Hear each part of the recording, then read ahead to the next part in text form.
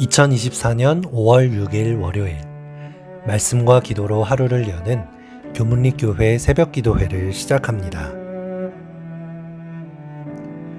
함께 기도하시겠습니다. 하늘에 계신 아버지 하나님, 새로운 한 주를 시작하게 하시고 말씀과 기도의 자리로 저희들을 이끌어 주신 은혜에 감사드립니다.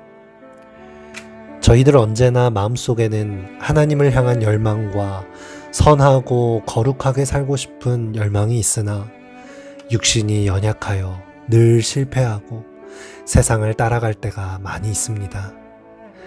이 시간, 이 예배를 통해 우리 마음속에 승리하는 경험을 갖게 하시고 하나님의 음성을 듣고 하나님의 뜻을 발견하고 그것에 순종할 수 있는 경험을 갖게 하옵소서.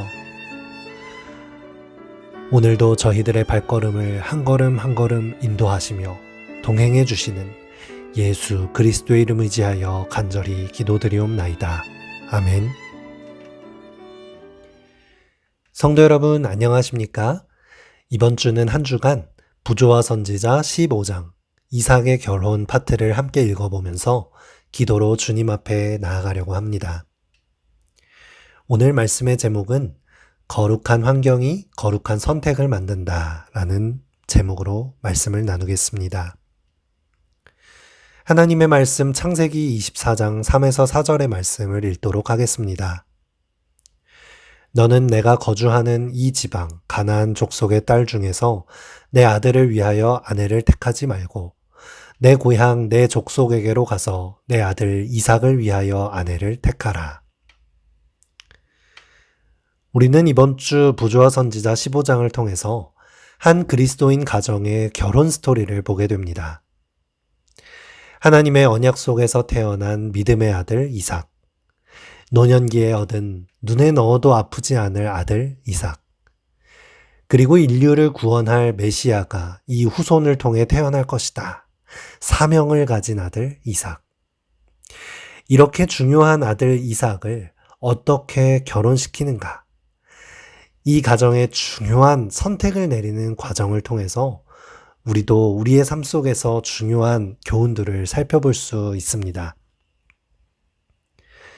아브라함은 이삭을 결혼을 고민하다가 중대한 결정을 합니다. 지금 살고 있는 가나안 족속의 딸 중에서 아들의 아내를 선택하지 않고 내 고향, 내 족속에게로 가서 아내를 데리고 오겠다는 결정이었습니다. 하나님께서 보내신 약속의 땅 가나안 땅이었지만 아직 가나안 땅은 이교 우상숭배 문화가 가득하고 죄악이 가득했던 상태였습니다.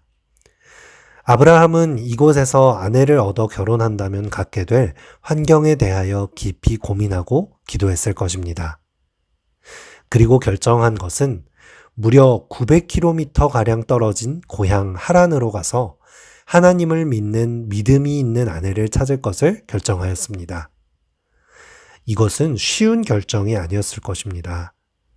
하지만 이삭이 결혼을 통하여 갖게 될 가정이라고 하는 환경은 이삭의 인생과 하나님의 언약이 성취되는 과정에 있어서 중대한 역할을 할 것이었기에 아브라함은 그렇게 선택했을 것입니다. 부조와 선지자에서는 이렇게 말씀하고 있습니다. 가나안 주민은 우상숭배에 빠져 있었고 그래서 하나님께서는 그와 같은 결혼이 배교로 인도할 것을 아시고 당신의 백성과 그들 사이의 통혼을 금하셨다. 아브라함은 그의 아들을 둘은 부패케하는 과마의 결과를 두려워하였다. 아브라함의 하나님께 대한 평소의 신앙과 그분의 뜻에 대한 복종은 이삭의 품성에 반영되었다. 그러나 젊은이의 애정은 강한 것이었으며 더욱이 그는 온순하고 순종하는 기질을 가지고 있었다. 만일 하나님을 경외하지 않는 사람과 연합한다면 그는 조화를 위하여 원칙을 희생할 위험이 있었다. 아브라함은 하나님께로부터 이삭을 떠나게 하지 않을 사람과 결혼시키고자 갈망하였다. 이삭은 아버지의 믿음을 물려받아 하나님을 신뢰하는 두터운 믿음이 있었고 온유한 성품을 가진 사람이었습니다. 그런데 아브라함은 그의 이런 온유한 품성이 오히려 잘못된 결혼으로 인해서 원칙을 희생할 환경에 있게 될 위험이 있다는 것을 보게 된 것입니다. 하나님께서는 사랑의 하나님이시고 우리에게 자유를 주시는 하나님이시지만 이 대목에서는 이방 백성들과의 통혼을 금하셨다라고 하는 강한 원칙을 주시는 모습을 보게 됩니다. 하나님께서는 자녀들에게 자유를 주시지만 그 자유는 죄악 세상을 마음껏 누리고 죄가 가져다주는 쾌락과 행복을 마음대로 즐기라는 자유가 아닐 것입니다. 하나님 나라의 율법과 원칙 속에서 자유를 누리기를 소망하시고 우리의 진정한 행복을 위하여 지켜야만 하는 원칙이 있음을 말씀해 주는 것입니다. 우리는 이런 원칙들을 잘 알아야 하고 이 원칙을 지킬 수 없고 합리화하며 희생할 수밖에 없는 환경에 처하지 않도록 나의 환경을 잘 만들어야 합니다. 우리는 현재의 삶을 생각할 때 내가 주도적으로 선택한 것들로 여기까지 왔다고 생각하지만 사실 우리의 인생을 돌아보면 오히려 내가 선택하지 않은 나에게 주어진 환경에 의해서 만들어진 것이 더 많다는 것을 발견할 수 있을 것입니다. 내가 태어난 나라, 내가 대한민국 사람이기에 갖고 있는 정체성과 내가 누리는 문화들, 내가 태어난 고향의 환경, 가정의 환경, 만났던 친구들, 내가 선택하지 않았고 주어진 환경들로부터 지금 나의 성격과 정체성이 형성되었고 지금의 나가 있을 수 있는 것입니다. 내가 어떤 교회에서 신앙을 배우고 신앙생활을 해왔는지, 어떤 목회자나 영적 리더, 교우들을 만났느냐에 따라 나의 신앙의 색깔도 정해졌을 것입니다. 과거뿐 아니라 지금 우리가 내리는 선택도 마찬가지입니다. 내 기준과 생각대로 선택을 내리는 것 같지만 사실은 내가 어떤 조직에 속해 있는지, 어떤 가정, 어떤 사회에 속해 있는지에 따라서 우리는 그 환경이 주는 힘 속에서 선택을 하게 됩니다. 그렇기 때문에 우리가 처한 환경을 잘 살피고 나를 하나님의 원칙을 지킬 수 있으며 선택하며 살아갈 수 있는 환경을 만드는 것이 정말 중요합니다. 환경을 만들기 위해 1800km의 여행을 불사해서라도 이삭의 가정 환경을 만들기로 한 아버지 아브라함의 선택의 노력을 기억하면 좋겠습니다. 워룸이라고 하는 기독교 영화가 있습니다. 전쟁하는 방이라는 제목을 가진 것인데요. 가정의 불화와 풀리지 않는 많은 불행한 요소들이 집안의 워룸이라고 하는 기도의 방을 만들어 기도하기 시작하자 그것들이 해결되어 가는 이야기를 그린 영화입니다.